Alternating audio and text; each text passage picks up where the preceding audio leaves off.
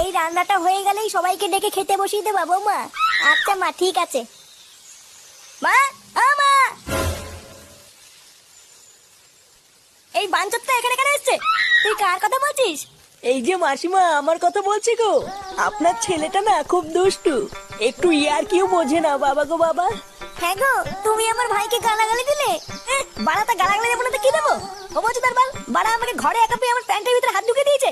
মা গো মা, জামাই বাবু তুমি অত রেগে যাচ্ছ কেন? আমি তো তোমার শুধু একটু সাইজটা দেখছিলাম গো। সাইজ দিচ্ছিল হোম বলছো তার বাল, বাড়ি গিয়ে বাবার সাইজ দেখ যা। কি সব উল্টো পাল্টা কথা বলছিস তুই? যা বলেছি ঠিকই বলেছি।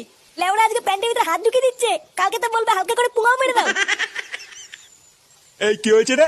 এত চেঁচামেচি কিসের? দেখুন না মেশামশাই, মা গো মা, আপনার ছেলে একটু ইয়ার কেউ বোঝে না। ওটাই আর কি ছিল বাঞ্চদ? দেখেছেন তো কিভাবে বলছে। দেখো মা, আমি কিন্তু বলে দিচ্ছি, এই চুদির ভাই যদি বাড়িতে থাকে আমি কিন্তু বাড়ি থাকবো না, বলে দিলাম। চোরে বাচ্চা, তুই ঘর থেকে বেরিয়ে যা। আমরা কোনো কাজকর্মের বেলায় নেই, কোনো রোজগার পাতি নেই, আবার বড় বড় কথা। ও বাড়া, মায়ের থেকে মাসির দরদ বেশি, তাই তো?